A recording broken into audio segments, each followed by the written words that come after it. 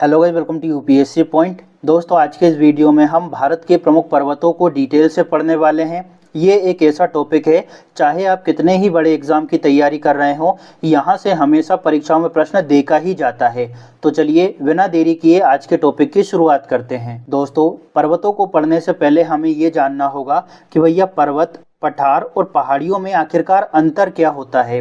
देखिए, अगर हम पर्वत की परिभाषा देखें एनसीईआरटी के हिसाब से, तो पृथ्वी की सतह का अत्यधिक ऊंचा और विशाल भाग जिसका आधार चौड़ा और शीर्ष नुकीला हो उसे पर्वत कहते हैं। यानी एक ऐसा भाग जिसका आधार तो चौड़ा हो और शीर्ष नुकीला हो उसको क्या कहते हैं? पर्वत। अब बात करें पठार की, तो दोस्तों पठार एक ऊंची भू आकृति होती है जिसकी सतह लगभग सपाट होती है। तो भैया लगभग सपाट होगी, थोड़ी बहुत ऊबड़ खाबड़ भी हो सकती है। उदाहरण के तौर पर दक्कन का पठार। अगर हम पहाड़ियों की बात करें तो दोस्तों पर्वतों का छोटा रूप ही पहाड़ी कहलाता है, जिसकी ऊंचाई पर्वतों की तुलना में कम होती है। उदाहरण के तौर पर शिलोंग की पहाड़ियाँ। ठीक है, अगर आप पर्वत को थोड़ा सा छोटा कर दोगे, जिस पर चढ़ना आसान हो, उसको क्या कहेंगे? पहाड़। तो आपको ये समझ आ गया कि पर्वत, पठार और पहाड़ियों में क्या अंतर होता है। चलिए अब हम आगे बढ़ते हैं और अब हम दोस्तों एक एक राज्य को पकड़ेंगे और उस राज्य में जो महत्वपूर्ण पर्वत श्रृंखलाएं और पहाड़ियां हैं उन पर चर्चा करेंगे। सबसे पहले हम बात करने वाले हैं अरावली पर्वत श्रृंखला की। दोस्तों, यहाँ पर आपको अरावली की लोकेशन दिखाई पड़ रही होगी। ये जो अरावली माउंटेन है, यह गुजरात के पालनपुर से शुरू होता है और आगे चलकर राजस्थान, हरियाणा और दिल्ली तक इसका विस्तार हमें देखने को मिलता है। अगर हम दोस्तों इसकी लंबाई की बात करें तो लगभग 700 किलोमीटर तक इसकी लंबाई हमें दिखाई पड़ती है और इसका सर्वाधिक विस्तार राजस्थान में है। आपने सुना होगा कि राष्ट्रपति भवन जो है वो रायलसीमा हिल्स पर स्थित है। तो ये जो रायलसीमा हिल्स है, ये अरावली पर्वत श्रृंखला का ही हिस्सा है। अगर हम इसकी सर्वोच्च चोटी की बात करें तो दोस्तों अरावली पर्वतमाला की सबसे ऊंची चोटी है गुरु शिखर, जिसकी ऊंचाई है 1722 मीटर। और ये जो गुरु शिखर है यह माउंट आबू पर स्थित है। यहीं पर यानी माउंट आबू पर ही दिलवाड़ा जैन मंदिर स्थित है। ठीक है, तो इसको याद रखिएगा। इसके अलावा यहाँ पर नोट में आपको 2 पॉइंट विशेष रूप से याद रखना है कि भैया जो अरावली है यह एक अवशिष्ट पर्वत है, यानी इसका काफी अपरदन और अपक्षयन हो चुका है।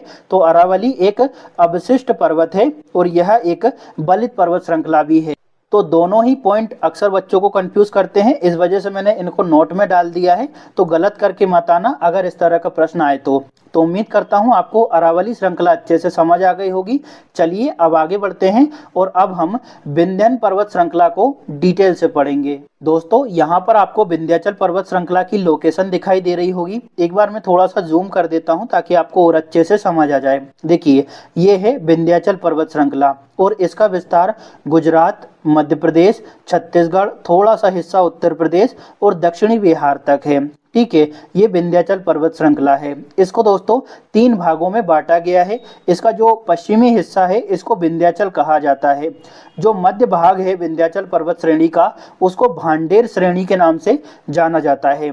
और जो पूर्वी भाग है ना विंध्याचल पर्वत श्रृंखला का, उसको कैमूर श्रेणी कहा जाता है। थोड़ा सा हम वापस से जूम आउट कर लेते हैं, फिर और चर्चा करेंगे।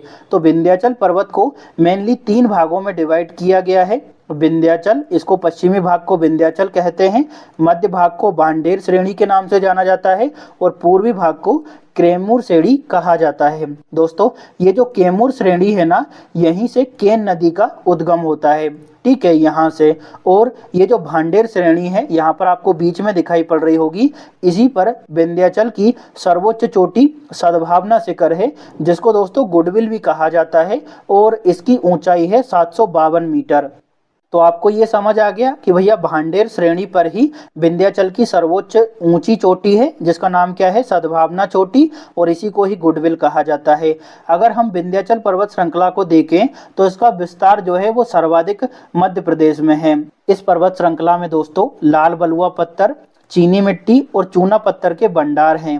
और दोस्तों यहाँ पर विंध्यन रोग भी काफ़ी मात्रा में पाई जाती है, जिसका उपयोग भवन निर्माण के लिए किया जाता है। यह पर्वत श्रृंखला उत्तर के विशाल मैदान और दक्षिणी प्रायद्वीप के मध्य में विभाजन का कार्य करती है। देखिए, विंध्याचल पर्वत श्रेणी इस तरह से फैली हुई है। यहाँ पर उत्तर का विशाल मैदान है और दक्षिण में हमारा प्रायद्वीपी भारत है। तो इन दोनों के बीच में विभाजन का कार्य करती है विंध्याचल पर्वत श्रृंखला। उम्मीद करता हूँ आपको ये अच्छे से समझ आ गया होगा। चलिए अब आगे बढ़ते हैं और अब हम बात करने वाले हैं सतपुड़ा रेंज के बारे में। दोस्तों, ये जो सतपुड़ा पर्वत है यह गुजरात, महाराष्ट्र, मध्य प्रदेश और छत्तीसगढ़ तक फैला हुआ है। यह विंध्य पर्वतमाला के समानांतर है, यानी ऊपर विंध्याचल पर्वत है और नीचे सतपुड़ा पर्वत है। इसको मेनली 3 पार्ट में डिवाइड किया गया है। इसके पश्चिमी हिस्से को राजपीपला की पहाड़ियाँ कहा जाता है। जो सतपुड़ा पर्वत का मध्य भाग है इसको महादेव पर्वत श्रेणी के रूप में जाना जाता है और सतपुड़ा पर्वत के पूर्वी हिस्से को मैकाल की पहाड़ियाँ कहा जाता है। अब अगर हम इसकी चोटियों की बात करें तो दोस्तों, सतपुड़ा की सबसे ऊंची चोटी है धूपगढ़, जिसकी ऊंचाई कितनी है 1350 मीटर। ये जो धूपगढ़ है यह महादेव पर्वत श्रेणी में स्थित है। महादेव पर्वत श्रेणी किसका हिस्सा है? सतपुड़ा का। ठीक है, तो सतपुड़ा की सबसे ऊंची चोटी कौन सी है? धूपगढ़, जिसकी ऊंचाई कितनी है 1350 मीटर। यहाँ पर लिखा भी हुआ है, आप यहाँ पर देख सकते हैं। सतपुड़ा के पूर्वी हिस्से को क्या कहा जाता है? मैकाल की पहाड़ियाँ। और मैकाल की सर्वोच्च चोटी है अमरकंटक। इसी अमरकंटक से नर्मदा और सोन नदियों का उद्गम होता है। जो नर्मदा नदी है यह सतपुड़ा और विंध्य श्रेणियों के बीच से होकर बहती है। यहाँ पर विंध्याचल पर्वत है, यहाँ से नर्मदा निकलती है। तो ये जो नर्मदा है यह विंध्याचल पर्वत और सतपुड़ा के बीच से होकर गुजरती है। ठीक है, और इसी सतपुड़ा से दोस्तों एक नदी निकलती है जिसका नाम है ताप्ती नदी। ठीक है, ये मध्य प्रदेश में एक जिला है बैतूल, यहाँ से निकलती है और ये अपने अरब सागर में गिरती है। तो एक प्रश्न अक्सर परीक्षा में ये पूछा जाता है कि भैया ताप्ती और नर्मदा के बीच में कौन सी पर्वत श्रृंखला स्थित है? तो राइट आंसर क्या होगा? सतपुड़ा पर्वत। उम्मीद करता हूँ आपको इतना अच्छे से समझ आ गया होगा। चलिए अब हम आगे बढ़ते हैं। अब हम गुजरात की पहाड़ियों की चर्चा कर लेते हैं, लेकिन उससे पहले बता दूं कि पहले हम गुजरात को पढ़ेंगे, इसके बाद महाराष्ट्र, कर्नाटक और इस तरह से दक्षिण की ओर बढ़ने वाले हैं। तो निश्चिंत होकर और शांति से पूरे वीडियो को देखना है, आपका कोई भी प्रश्न यहाँ से नहीं छूटेगा। दोस्तों, आगे बढ़ने से पहले एक बात और मैं आपको बता देना चाहता हूं कि भैया मैंने लोकेशन को 100% एग्जैक्ट जमाया है, तो आपको निश्चिंत हो जाना है, बिल्कुल भी चिंता नहीं करना है। लोकेशन के आधार पर आपका कोई भी प्रश्न गलत नहीं होगा। गुजरात की अगर पहाड़ियों की बात करें तो इसमें काफ़ी प्रसिद्ध है मांडव की पहाड़ियाँ, कच्छ की पहाड़ियाँ, गिरनार की पहाड़ियाँ और गिर की पहाड़ियाँ। इन सभी में जो सबसे महत्वपूर्ण है वो है गिर की पहाड़ियाँ। दोस्तों, ये जो गिर की पहाड़ियाँ हैं यह गुजरात के जूनागढ़ जिले में स्थित है और ये इस वजह से भी काफ़ी महत्वपूर्ण है क्योंकि यहीं पर यानी इन्हीं पहाड़ियों के इर्द गिर्द गिर राष्ट्रीय उद्यान मौजूद है, जो कि एशियाई शेरों का अंतिम आश्रय स्थल है। तो इन पहाड़ियों का नाम याद रखेंगे, मांडव की पहाड़ियाँ, लोकेशन को भी देखते चलना है, कच्छ की पहाड़ियाँ, गिरनार की पहाड़ियाँ और गिर की पहाड़ियाँ। उम्मीद करता हूँ आपको इतना अच्छे से समझ आ गया होगा। चलिए अब आगे बढ़ते हैं। यहाँ पर दोस्तों आपको प्रायद्वीप भारत का मैप दिखाई पड़ रहा होगा। यहाँ पर एक छोटी सी पर्वत श्रृंखला है जिसको कहा जाता है पश्चिमी घाट, और यहाँ पर आपको कटी छटी एक पर्वत श्रृंखला दिख रही होगी, इसको कहा जाता है पूर्वी घाट।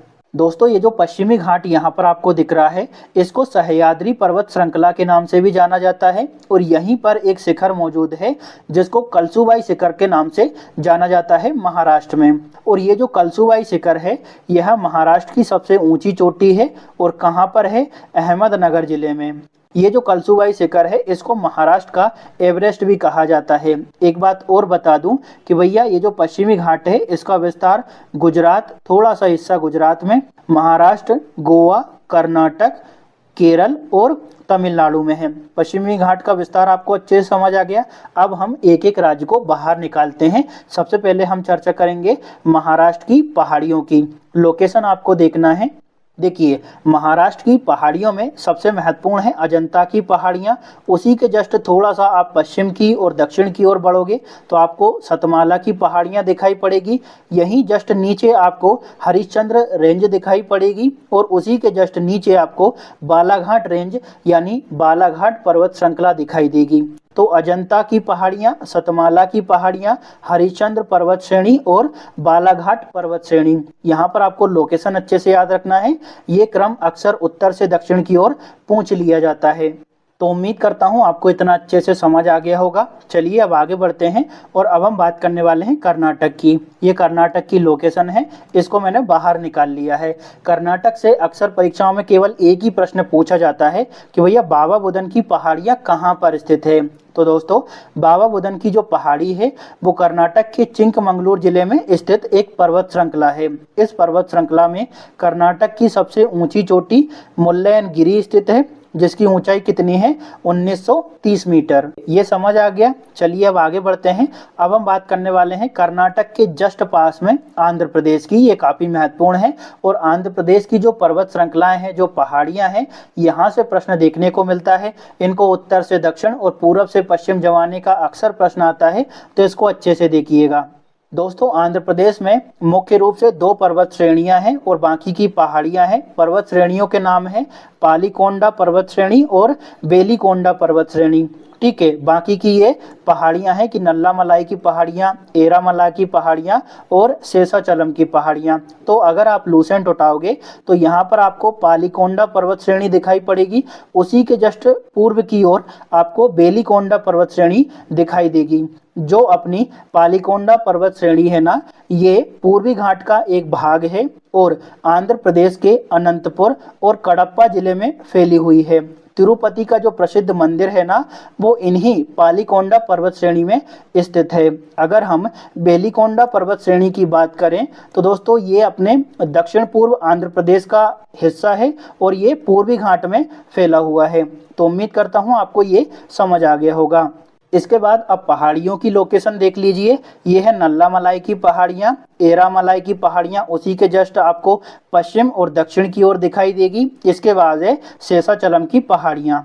तो उम्मीद करता हूँ आपको इन सभी की लोकेशन अच्छे से समझ आ गई होगी। चलिए अब आगे बढ़ते हैं। अब हम बात करने वाले हैं दोस्तों तमिलनाडु की। देखिए, ये तमिलनाडु की लोकेशन है, इसको मैंने बाहर निकाल लिया है।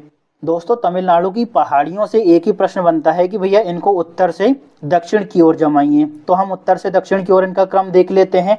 तो देखिए, जावड़ी की पहाड़ियाँ, फिर सेवरोय की पहाड़ियाँ, पंचमलाई और सिरुमलाई की पहाड़ियाँ। जावड़ी, सेवरोय, पंचमलाई, सिरुमलाई और सिरुमलाई के जस्ट पश्चिम में आपको दिखाई देगा पलानी की पहाड़ियाँ। ठीक है, तो अगर उत्तर से दक्षिण की ओर आपको क्रम याद नहीं होता तो एक ट्रिक याद कर लीजिए, जसपस, जावड़ी, सेवरोय, पंचमलाई, सिरुमलाई। वैसे तो ट्रिक याद करने की जरूरत नहीं है, मैंने एग्जैक्ट लोकेशन यहाँ पर दिखाई है। जावड़ी, सेवरोय, पंचमलाई और सिरुमलाई। सिरुमलाई के जस्ट आपको पश्चिम में दिखाई देगा पलानी की पहाड़ियाँ। और दोस्तों, ये जो पलानी की पहाड़ियाँ हैं ना, ये मेनली तो अपने तमिलनाडु में स्थित है, लेकिन इनका थोड़ा सा विस्तार आपको केरल में भी दिखाई पड़ेगा। आगे बढ़ने से पहले एक छोटी सी इन्फॉर्मेशन आपके लिए है दोस्तों। हमने भारत के भौगोलिक विस्तार और उसकी स्थिति को एक वीडियो में समझा था। वो वीडियो अगर आपने नहीं देखी हो तो उसको ज़रूर देखना, क्योंकि कुछ डाटा चेंज हुआ है। तो अगर उस डाटा से प्रश्न आया तो आपका गलत हो सकता है और उसका लिंक मैंने डिस्क्रिप्शन में दे दिया है, आप चाहें तो उस वीडियो को देख सकते हैं। इसके अलावा हमने हिमालय के विभाजन को भी डिटेल से पढ़ा था। हिमालय की एक एक परत को मैंने इस तरह से ओपन किया है कि अगर आप वो वीडियो देख लेते हैं तो हिमालय के विभाजन से संबंधित जो आपको दिक्कतें आती है कि भैया कौन सी चोटी कहाँ पर है, वो आपको कभी भी नहीं आएगी। तो उस वीडियो को भी जरूर देखना है, उसका लिंक भी मैं आपको डिस्क्रिप्शन में दे दूंगा। चलिए अब हम आगे बढ़ते हैं। अब हम दोस्तों केरल और तमिलनाडु में दोनों में ही कौन कौन सी पहाड़ियां और पर्वत श्रृंखलाएं हैं उनकी चर्चा कर लेते हैं, क्योंकि इनको एक तो क्रम से जमाने का प्रश्न आता है और इनसे अंदर से भी प्रश्न पूछा जाता है कि भैया दक्षिण भारत की सबसे ऊंची चोटी कौन सी है, या फिर पश्चिमी घाट की सबसे ऊंची चोटी कहाँ पर है। तो इस तरह के प्रश्न आते हैं, तो हम इनको देख लेते हैं। देखिए, केरल और तमिलनाडु में 3 पहाड़ियां मौजूद हैं। पहले है नीलगिरी की पहाड़ियां, उसी के जस्ट नीचे अन्नामलाई की पहाड़ियां। इन दोनों का विस्तार केरल और तमिलनाडु में है। और उसी के जस्ट नीचे आपको कार्डमम या फिर इलायची की पहाड़ियां दिखाई देगी। नीलगिरी की पहाड़ियां, अन्नामलाई की पहाड़ियां और कार्डमम हिल्स या फिर इलायची की पहाड़ियां। सबसे पहले हम नीलगिरी की पहाड़ियों की चर्चा कर लेते हैं। दोस्तों, ये जो नीलगिरी की पहाड़ियां हैं, ये तमिलनाडु, केरल और कर्नाटक में फैली हुई है। यहाँ पूर्वी घाट और पश्चिमी घाट दोनों आकर नीलगिरी पर्वत श्रेणी पर मिलते हैं। ठीक है, यहाँ पर पश्चिमी घाट और पूर्वी घाट मिलते हैं। इसकी सबसे ऊंची चोटी है डोडाबेट्टा, जो कि तमिलनाडु में स्थित है और इसकी ऊंचाई है 2637 मीटर। डोडाबेट्टा जो है वो दक्षिण भारत की दूसरी सबसे ऊंची चोटी है। दूसरे शब्द पर अच्छे से गौर करना, ये प्रश्न अक्सर पूछा जाता है कि दक्षिण भारत की दूसरी सबसे ऊंची चोटी कौन सी है। डोडाबेट्टा, जो कि कहाँ पर है, तमिलनाडु में। ठीक है, चलिए अब आगे बढ़ते हैं और अब हम बात करने वाले हैं अन्नामलाई पर्वत श्रेणी की या फिर अन्नामलाई पहाड़ियों की। अन्नामलाई पर्वत श्रेणी जो है वो पश्चिमी घाट का हिस्सा है, जो केरल और तमिलनाडु की सीमा पर स्थित है। यहाँ पर आपको दिखाई भी पड़ रहा होगा। दोस्तों, इसको हाथियों की पहाड़ी भी कहा जाता है, तो इसको भी अच्छे से याद रखिएगा कि हाथियों का पहाड़ किसको कहा जाता है, अन्नामलाई पर्वत श्रेणी या फिर अन्नामलाई की पहाड़ियों को। अन्नामलाई पर्वत श्रेणी की सर्वोच्च चोटी अन्नाईमुडी है, जो कि दक्षिण भारत की सबसे ऊंची चोटी है और इसकी ऊंचाई है 2695 मीटर।